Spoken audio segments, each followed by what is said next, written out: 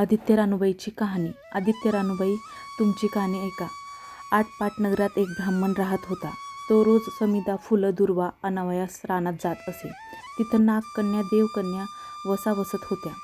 ब्राह्मणाने त्यांना विचारले, कसला वसा वसता, तो मला सांगा.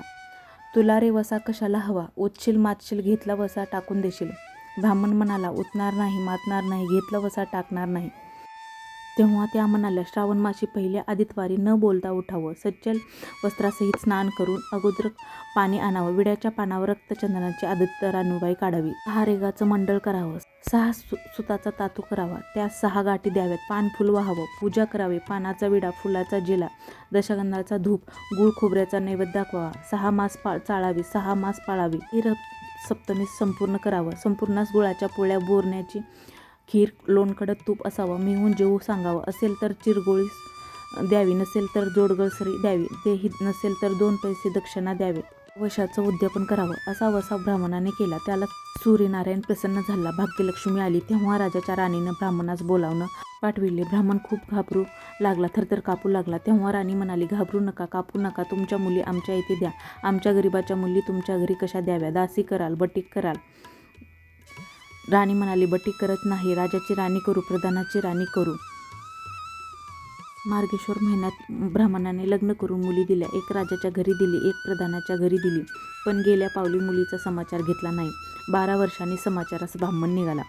राजाच्या घरी गेले की न बसावयास पाट दिला, पाय धुवायला पाणी दिलं. म्हणाली, बाबा बाबा, गूळ खा, पाणी प्या. ब्राह्मण म्हणाला, गूळ खात नाही, पाणी पित नाही. आधी माझी कहाणी करावयाची आहे, ती तू ऐक. तुझी कहाणी ऐकायला मला वेळ नाही. राजा पारधीला जाणार आहे, त्याला जेवायला उशीर होईल. त्याच्या मनात राग आला. तोच राग मनात धरून ब्राह्मण तिथून निघाला आणि प्रधानाच्या घरी आला. वडिलांना पाहताच लेकीनं बसावयास पाट दिला, पाय धुवायला पाणी देऊन गूळ पाणी दिलं. गूळ खात नाही, पाणी पित नाही, माझी कहाणी करायची आहे, तू ते अगोदर ऐक. तुझी कहाणी नको ऐकू तर कोणाची ऐकू? ती घरात गेली, उतरंडीची 6 मोती आणली, 3 आपण घेतली व 3 वडिलांच्या हातात दिली. वडिलांनी सांगितलेली कहाणी मन लावून एकाग्रतेने ऐकली. नंतर जेवून खाऊन वडील आपल्या घरी आले. बायकोनं मुलीचा समाचार विचारला. जिनं कहाणी ऐकली नाही ती गरीब आणि दुःखी कष्टी झाली, आणि जिनं कहाणी ऐकली ती मोठ्या सुखात आहे. इकडे जी गरीब झाली होती तिनं आपल्या मुलाला श्रीमंत मावशीकडून काही दिलं तर घेऊन येण्यास सांगितलं. पहिल्या आदितवारी पहिला मुलगा उठला. तळ्याच्या पाळी जाऊन उभा राहिला. तेथे प्रधानाच्या दासी होत्या. प्रधानाच्या राणीला जाऊन सांगा की तुमच्या बहिणीचा मुलगा आला आहे. कसा आला आहे, काय आला आहे? फाटकं नेसला आहे, तुटकं पांघरला आहे, तळ्याच्या पाळीला उभा राहिला आहे. परसदारानं घेऊन या. परसदारानं घेऊन आल्या. नाहू माकू घातला, पितांबर नेसायला दिला, जेवू खाऊ घातलं, कोहळा पोखरून होनमोरा भरल्या व सांभाळून घरी घेऊन जाण्यास सांगितलं. वाटेनं जात असता सूर्यनारायण माळ्याच्या रूपानं आला. हातातल्या कोहळा काढून नेला. घरी जाताच आईनं विचारलं, मावशीनं काय दिलं? दैवानं दिलं पण कर्मानं नेलं. कर्माचं फळ पुढं उभं राहिलं. मावशीनं दिलं पण ते सर्व गेलं. दुसऱ्या आदितवारी दुसरा मुलगा गेला. प्रधानाच्या राणीनं त्याला घरी नेलं. नाहू माकू घातला, नेसायला पितांबर दिला, जेवू खाऊ घातलं, काठी पोखरून होनमोराने भरून दिली व न विसरता सांभाळून घरी नेण्यास सांगितली. वाटेत सूर्यनारायण गुराख्याच्या रूपाने आला. हातची काठी काढून घेतली. घरी गेला. घडलेली गोष्ट राणीला सांगितली. दैवानं दिलं ते कर्मानं नेलं. तिसऱ्या आदितवारी तिसरा मुलगा गेला. तळ्याच्या पाळी उभा राहिला. त्यालाही पहिल्यासारखंच प्रधानाच्या घरी नेऊन त्याचा योग्य आदर सत्कार केला व नारळ पोखरून होनमोराने भरून दिला व सांभाळून घरी नेण्यास सांगितले. घरी जाताना विहिरीच्या काठी नारळ ठेवून पाणी प्यायला. विहिरीत उतरला. तोच नारळ गडगडत विहिरीत पडला. घरी जाऊन आईला म्हणाला, आई ग, मावशीनं दिलं पण दैवाने ते सर्व बुडालं. चौथ्या आदितवारी चौथा मुलगा गेला. तळ्याच्या पाळी उभा राहिला. त्यालाही पहिल्यासारखंच राणीनं घरी नेलं. त्याचा योग्य आदर सत्कार केला. त्याला दह्याची शिदोरी होनमोरा घालून बरोबर दिली. सूर्यनारायण घारीच्या रूपाने आला व शिदोरी घेऊन गेला. घरी येऊन आईला सांगितलं. आई, मावशीनं दिलं पण ते दैवाने सर्व नेलं. 5व्या आदितवारी आपण उठली. तळ्याच्या काठी उभी राहिली. दासीनी तिचा निरोप तिच्या बहिणीला सांगितला. बहिणीनं तिलाही परसदारानं घरी नेलं. नाहू माकू घातलं, साडी चोळी नेसायला दिली. प्रधानाची राणी आदितवाराची कहाणी करत होती.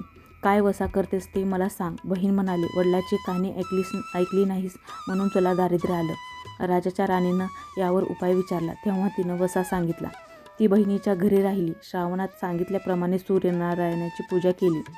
इकडे राजाला भाग्य आलं. राजाने छत्र चामर देऊन बोलावणं केलं. राजा येताच ती घरी यायला निघाली. एकमेकींना बहिणीने आहेर केले. वाटेने निघाली. पहिल्या मजलीत स्वयंपाक केला. राजाला वाढलं, मुलांना वाढलं, आपलं पान वाढून घेतलं.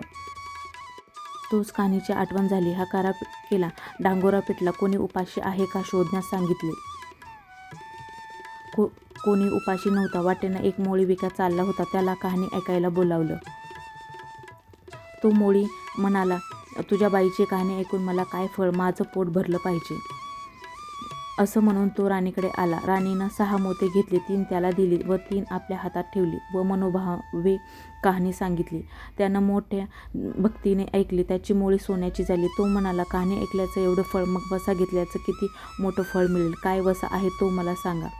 राणीनं तो उतणार नाही, मातणार नाही याची कबुली करून घेतली व वसा सांगितला. दुसऱ्या मजलीस राणीनं स्वयंपाक केला. मुलांना वाढलं, राजाला वाढलं, आपलं पान वाढून घेताच कहाणीची आठवण झाली.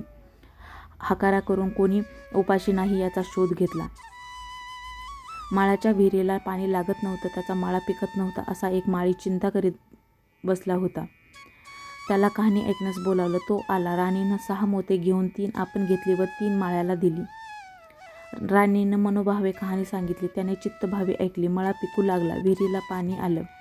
तो म्हणाला, कहाणी ऐकल्यावर एवढं फळ, मग वसा घेतल्याचं काय फळ, काय वसा असेल तो मला सांगा. मग राणीनं त्याला वसा सांगितला. तिसऱ्या मजलीत स्वयंपाक केला. मुलांना वाढलं, राजाला वाढलं, आपलं पान वाढून घेताच कहाणीची आठवण झाली. नगरात कोणी उपाशी नाही ना याचा शोध घेतला. एक म्हातारी व तिचा मुलगा वनात गेला होता. एक डोहात बुडाला तर एक सर्पानं खाल्ला, म्हणून ती चिंता करत बसली होती. तिला कहाणी ऐकण्यास बोलावलं. राणीनं तिला पहिल्याप्रमाणे कहाणी सांगितली. तिची दोन्ही मुली परत आली. कहाणी ऐकण्याचं एवढं फळ, तर वसा घेतल्याचं फळ मोठंच असणार. तेव्हा वसा सांगण्यास सांगितली. मग राणीनं तिला हे वसा सांगितला. चौथ्या मजल्यात स्वयंपाक करून मुलांना वाढलं, राजाला वाढलं, आपलं पान वाढून घेताच कहाणीची आठवण झाली. कोणी उपाशी नाही याचा शोध घेतला. काना डोळा मासाचा गोळा, हात नाहीत, पाय नाहीत, असा एक मनुष्य रस्त्यामध्ये होता. त्याच्या अंगावर तांब्याभर पाणी ओतलं. पालता होता तो उताना केला. 6 मोती होती. 3 मोती त्याच्या बेंबीवर ठेवली. 3 आपण घेतली. राणीनं सांगितलेली कहाणी त्याने ऐकली. त्याला हात पाय आले. देह दिव्य झाला. त्यानेही राणीस वसा विचारताच राणीनेही त्यास वसा सांगितला. 5व्या मुक्कामास घरी गेली. स्वयंपाक केला. सूर्यनारायण जेवायला आले. 7 दरवाजे उघडले. लोहगंगाळ पाणी तापवलं. षड्रस पक्वानं जेवायला केली. सूर्यनारायण भोजनात बसले. त्यांना पहिल्या घासाला केस लागला. ते रागावले. राजाच्या राणीला 12 वर्ष दारिद्र्य आलं होतं. तिनं आदितवारी वळचणीखाली बसून केस विंचरले. काळं चवाळं डोईचा केस वळचणीची काडी डाव्या खांद्यावरून टाकून दे. राजाच्या राणीला सूर्यनारायणाचा कोप झाला. तसा कोणालाही होऊ नये. ब्राह्मणाला, मोळी विकायला, राजाच्या राणीला, माळ्याला, म्हातारीला, काना डोळा मासाचा गोळा, सर्वांना सूर्यनारायण जसा प्रसन्न झाला तसा तुम्हा हो. ही 60 उतराची कहाणी 5 उतरी सुफळ संपूर्ण. असेच नवनवीन व्हिडिओ पाहण्यासाठी चॅनलला लाईक करा, शेअर करा, सबस्क्राईब करा. धन्यवाद.